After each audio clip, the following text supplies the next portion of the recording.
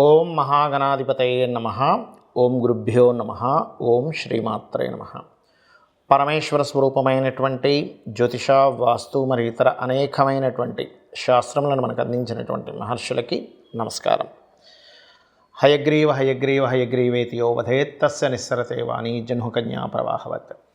అరుణాం కరుణాతరంగితాక్షీం ధృతపాశాంకుశపుష్పబాణచాపాం అనిమాదిభిరావృతాం మయూకైః అహమిత్యేవ విభావయే భవానీం. శ్రీమాత్రే నమః.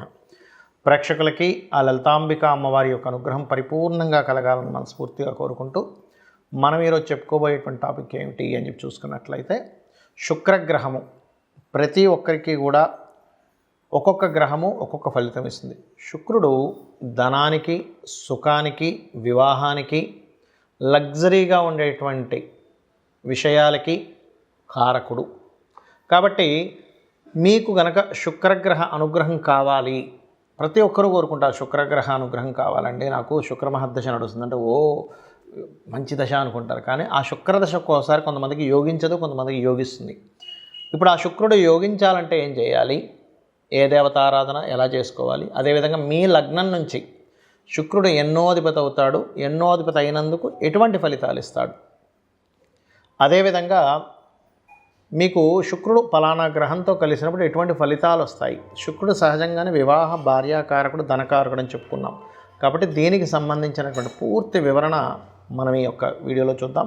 అయితే ఈ విషయాలు ఏవైతే ఉన్నాయో చెప్తుంది నేనైనప్పటికీ కూడా చెప్పేస్తుంది సాక్షాత్ లలిత అమ్మవారిగా భావిస్తూ ఒక్కొక్క లగ్నము, లగ్నం తెలియని వారి రాశి నుంచి మనం చూసుకుందాం. తులాలగ్నము, తులారాశి. తులవారికి శుక్రుడు ఏ కారకుడు అవుతాడు అనేటువంటి తీసుకుంటే లగ్న అష్టమాధిపతి అంటాం. అంటే జీవుడు మరియు ఆకస్మికంగా కలిసి వచ్చేటువంటిది లేదా ఆకస్మికంగా నష్టాన్ని ఇచ్చే కారకుడు అవుతాడు శుక్రుడు ఇక్కడ. అయితే ఇది మనం ఎలా డిసైడ్ చేయాలి, ఆకస్మికంగా కలిసి వస్తుందా, నష్టం వస్తుందా? కొంతమంది చూడండి షేర్ మార్కెట్లో కొన్ని కోట్లు సంపాదించాడు అంటూ ఉంటారు, కొంతమంది షేర్ మార్కెట్లో డౌన్ అయిపోయి మొత్తం పోగొట్టుకున్నాడు అంటూ ఉంటాం. లేదా ఇన్సూరెన్సెస్ మూలంగా కలిసి వచ్చాయి, ఇన్సూరెన్సెస్ కట్టకపోవడం వల్ల నష్టపోయాడు అంటూ ఉంటాం. అంటే ఏమిటి ఇక్కడ, మీ శుక్రుడు తులాలగ్నానికి సడన్ రైజ్ ఇచ్చే కారకుడు ఆయన అవుతున్నాడు, సడన్ డౌన్ ఇచ్చే కారకుడు ఆయన అవుతున్నాడు. దీన్ని ఎలా గుర్తించాలంటే, మీ శుక్రుడు కనుక పాడైపోయాడు అంటే అష్టమ స్థానంలోనే నీచబడ్డ కేతుతో కలిసి ఉన్నాడు శుక్రుడు అండ్ ఆ మహాదశలు వచ్చాయి. అప్పుడు మీరు చేయవలసింది ఏమిటంటే, ముఖ్యంగా ఒక విషయాన్ని గుర్తుపెట్టుకోవాలి, ఎటువంటి ప్రయోగాలు చేయకండి. అంటే కొత్త బిజినెస్లు పెట్టడము, లేనట్లయితే కొన్నిసార్లు చూడండి ఏదో అడ్వెంచర్స్ చేస్తూ ఉంటారు, కొండలు ఎక్కడమనో, నీటిల్లోకి వెళ్ళడం, అలాంటివి జోలికి వెళ్ళకండి. ఇన్సూరెన్సెస్ సరైన సమయంలో కట్టుకోండి. ఇక్కడ మనకు వెళ్తే ప్రమాదకరమైనటువంటి ప్రదేశాలకు వెళ్తున్నాము, లేదా వాహనాలు స్పీడ్గా నడుపుతున్నాము, ఇట్లాంటివి చేయకూడదు శుక్రుడు పాడైతే తులాలగ్నానికి. ఎందుకంటే అన్ఎక్స్పెక్టెడ్గా మీకు మార్పునిచ్చే కారకుడు, అన్ఎక్స్పెక్టెడ్గా లాస్నిచ్చే కారకుడు శుక్రుడు అవుతున్నాడు ఇక్కడ. అలా కాదండి, శుక్రుడు మంచి పొజిషన్లో ఉన్నాడు, అష్టమాధిపతి వెళ్ళి షష్టమంలో ఉన్నాడు, విపరీత రాజ్యోగం ఏర్పడింది. అట్ ది సేమ్ టైం అదే శుక్రుడికి మంచి శుభగ్రహాల యొక్క కలయిక, placement, PAC placement aspect and conjunction కూడా వచ్చింది అని అనుకున్నప్పుడు అప్పుడు అద్భుతమైన స్టేజ్కి తీసుకెళ్తాడు. అంటే ఇది మీరు కీన్గా అబ్జర్వ్ చేయాలి. శుక్రుడు ఒక్కోసారి ఇక్కడ మనకు ఉచ్చస్థానంలో కనబడే నీచంలో ఉంటాడు నవాంశలో, అప్పుడు ఏమవుతుంది, భార్య ద్వారా ఇబ్బంది ఉంటుంది. అలా ఏంటంటే 16 డివిజనల్ చార్ట్స్లో ఎక్కడున్నాడనే దాని మీద ఉంటుంది, that is in depth subject.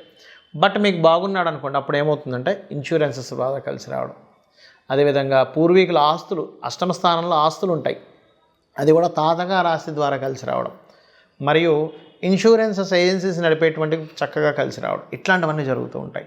కాబట్టి మీరు మరి ఈ శుక్రుడు పాడయ్యాడు అప్పుడు ఏం చేయాలి అంటే, సింపుల్గా ఏమీ లేదు, రాత్రి సమయంలో అమ్మవారి ఆరాధన చేయండి. ఎందుకంటే రాత్రి సమయంలో చేసే సాధన అద్భుతంగా ఇస్తుంది. లేదా ఉదయం 4 గంటలకు లేచి లలితా సహస్రనామాలు చదువుకోవడం, లేదా కాళికా అమ్మవారి యొక్క స్తోత్ర పఠనం చేయండి. తులాలగ్నం వారు అన్ని విధాలా మీకు బాగుంటుంది. చాలామందికి శుక్ర సంబంధించినటువంటి మహాదశలు వచ్చినప్పుడు యోగించదు. ఎందుకు యోగించదో కూడా చెప్తా ఇప్పుడు నేను మీకు. శుక్రుడు గుర్తుపెట్టుకోండి, శుక్ర రాసుల్లో ఏదైనా పాపగ్రహాలు ఉన్నా, చాలా ఇన్డెప్త్ సంబంధించిన విషయం ఇది. శుక్ర రాసుల్లో పాపగ్రహాలున్నా, శుక్రుడిని పాపగ్రహాలతో కలిసిన శుక్రదశ యోగించదు.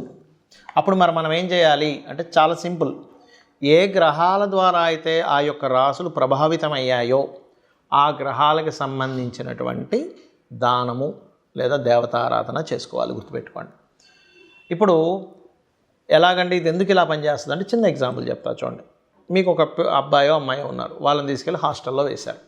హాస్టల్లో వేసి చదువుకునే సమయంలో హాస్టల్లో ఉండేటువంటి రూమ్మేట్స్ కనుక కరెక్ట్ పర్సన్స్ అనుకోండి, ఇంకా బాగా చదువుతాడు, అమ్మాయి కావచ్చు అబ్బాయి కావచ్చు. అదే హాస్టల్లో రూమ్మేట్స్ ఉన్నటువంటి వాళ్ళు కనుక ఈ అబ్బాయి యొక్క చదువుని కాన్సన్ట్రేషన్ పక్క తప్పించేలాగా ఉన్నారనుకోండి, అప్పుడు పరిస్థితి ఏంటి? ఈ అబ్బాయి చదువు మీద, అమ్మాయి కావచ్చు అబ్బాయి కావచ్చు, చదువు మీద కాన్సన్ట్రేషన్ పక్కకు పోతుంది. అలాగే గ్రహాలు ఎప్పుడు కూడా ఆ శుక్రరాశుల్లో ఉండేటువంటి గ్రహాలు ఏమిటో చెక్ చేసుకోవాలి, శుక్రుడితో ఉండేటువంటి గ్రహాలు ఏంటో చెక్ చేసుకోవాలి. దాన్నే PAC అంటారు, అంటే ప్లేస్మెంట్, ఆస్పెక్ట్ అండ్ కంజంక్షన్. ఇది చాలా ముఖ్యమైనటువంటిది. అలాగే శుక్రుడితో కొన్ని గ్రహాలు కలిసి ఉంటాయని మనం చెప్పుకున్నాం, దానివల్ల కూడా ఫలితాలు వస్తాయని చెప్పుకున్నాం. ఉదాహరణకి శుక్రుడితో రవి ఉన్నాడు అనుకోండి, కంబస్ట్ అయ్యాడు, ఉదాహరణకి రవితో శుక్రుడు, అప్పుడు ఏమైపోతుంది? శుక్రదశ రాగానే అన్ని స్ట్రక్ అయిపోతూ ఉంటాయి. అలా కాకుండా కంబస్ట్ అవ్వలేదు కానీ కలిసి ఉన్నారు, అంటే 8 డిగ్రీలు దాటి ఉన్నారు. అప్పుడేమవుతుంది? శుక్రదశ వచ్చినప్పటి నుంచే రాజకీయంగా వెళ్ళడం కానీ, అధికారికంగా వెళ్ళడం కానీ, సంతానం మూలంగా గ్రోత్ అవ్వడం కానీ, గవర్నమెంట్ రిలేటెడ్ సంబంధించిన ధనయోగాలు కానీ జరుగుతూ ఉంటాయి. అదే శుక్రుడు చంద్రుడితో కలిసి ఉన్నాడు, అప్పుడేంటి? కళారంగ సంబంధంగా వెళ్ళడం, మాటిమాటికి మార్పులు, అంటే ఒకే దగ్గర ఉంటే మీకు యోగించదని మీరు అర్థం చేసుకోవాలి. శుక్రుడు రాహుతో ఉన్నాడు అనుకోండి, అప్పుడు విదేశీ సంబంధంగా ఆన్లైన్ రిలేటెడ్ మూలంగా ధనయోగం వస్తుంది. అయితే ఇక్కడ ఏంటంటే ఆ శుక్రుడు రాహు ఉన్నటువంటి ప్రదేశంలో ఇంకేదైనా పాపగ్రహం ఉందా ఈజ్ మోస్ట్ ఇంపార్టెంట్. అదేవిధంగా శుక్రుడు కేతు ఉంటే కనుక లక్ష్మీ గణపతి ఆరాధన చేసుకుంటూ కేతుగ్రహం దగ్గర శుక్రగ్రహం దగ్గర దీపారాధన చేసుకుంటే యోగిస్తుంది. కాకపోతే ఈ శుక్రకేతు కాంబినేషన్ అనేటువంటిది ఆధ్యాత్మికంగా వెళ్ళేటువంటి వారికి, అంటే పౌరహిత్యం చేసేటువంటి వారికి ఇబ్బంది ఉండదు, వాళ్ళకి ఆ రూపంలో డబ్బులు అనేటువంటి వస్తూ ఉంటాయి. సాఫ్ట్వేర్ రిలేటెడ్ సంబంధంగా కూడా ధనయోగం రావడం జరుగుతుంటుంది.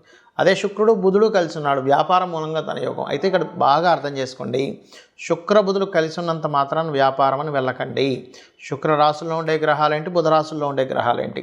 ఉట్టి శుక్రబుధులే ఉన్నారా, ఇంకేదైనా గ్రహం కలిసి ఉందా? ఎందుకంటే ఇప్పుడు శుక్రుడు బుధుడు కుజుడు కలిసి ఉన్నాడు, అప్పుడేమవుతుంది? వ్యాపారంలోకి వెళ్ళడం ద్వారా ఘర్షణలు వస్తూ ఉంటాయి. చాలా ఇంపార్టెంట్ ఇది, ఎందుకంటే ఒక ప్లానెట్ ఒక రిజల్ట్ ఇస్తుంది అన్నప్పుడు అది ఇంకా ఏ ప్లానెట్తో కలిసి ఉంది, అది ఏమి ఇవ్వబోతుంది, ఒక వ్యక్తి ఒక దాంట్లోకి అడుగు పెడుతున్నాడు అన్నప్పుడు ఆ అడుగు పెట్టినప్పుడు జరిగేటువంటి ఫలితాలు ఏమిటి, ఎలా ఉంటాయి అనేటువంటిది చాలా క్లీన్గా అబ్జర్వ్ చేయాలి. అదేవిధంగా మరొకటి ఏంటంటే శుక్ర శని కాంబినేషన్ ఉంది, పురుష జాతకం అనుకోండి ఇది ఉదాహరణకి, ఖచ్చితంగా వారికి వచ్చేటువంటి భార్య ఎవరైతే ఉన్నారో తను కూడా జాబ్ చేస్తుందని చెప్పొచ్చు. అలా కాకుండా కేతు కూడా కలిసి ఉన్నాడు, జాబ్ చేయదు.